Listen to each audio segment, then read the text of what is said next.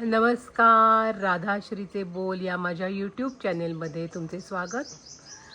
आज कोकणातलं कोकमाचं झाड म्हणजे ज्याला रातांबा म्हणतात ते झाड मी दाखवत आहे माझ्या आवारातलं. एप्रिल मेमध्ये घरोघरी आमसुलं घातली जातात, त्याच्यावर 7 फुटं चढवतात. अर्थातच या सगळ्या प्रवासात मीठ हे बहुमोल आहे, कारण मीठ आणि साखर ही कुठलंही उत्पादन बुरशी लागून खराब होऊ नये यासाठी उपयोगी असणारी 2 साधनं आहेत. म्हणूनच लोणची किंवा मुरांबे हे वर्षभर टिकतात. आमसूलही असंच एप्रिल मेमध्ये जेव्हा कोकमाचं फळ तयार होतं तेव्हा घातली जातात, केली जातात आणि पुढे वर्षभर आपण ती वापरत असतो. आमसुलाचा उपयोग हा तुरीच्या डाळीच्या वरणामध्ये होतो. पित्तशामक आहे ते. तसंच सोलकढी प्रिय आहे कोकणवासियांना आणि कोकणात येणाऱ्या पर्यटकांना. सोलकढी कधी थंड पितात तर कधी गरमही पितात.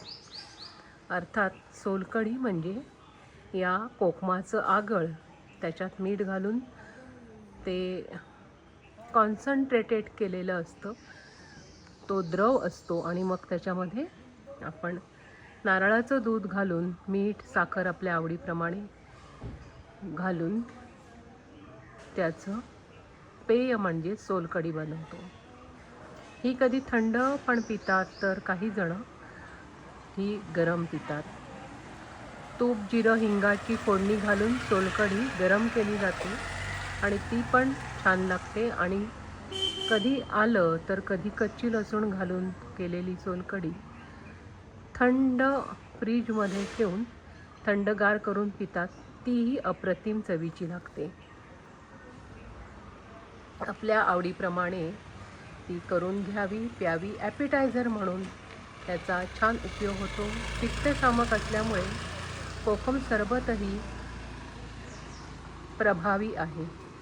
असं हे कोकमाचं झाड आपल्याला आर्थिक सुबत्ताही प्राप्त करून देतं, जर का याच्या फळापासून आपण वेगवेगळी उत्पादनं बनवली तर. ही तर पार करणं फार महत्त्वाचं आहे.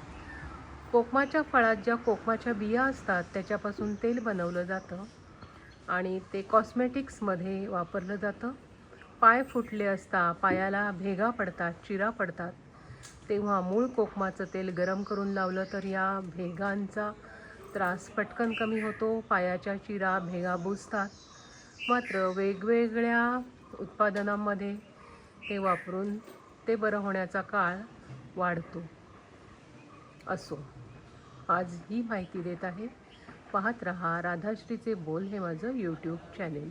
मागे वेगवेगळे पक्ष्यांचे आवाज आहेत, गाड्यांचे आवाज आहेत.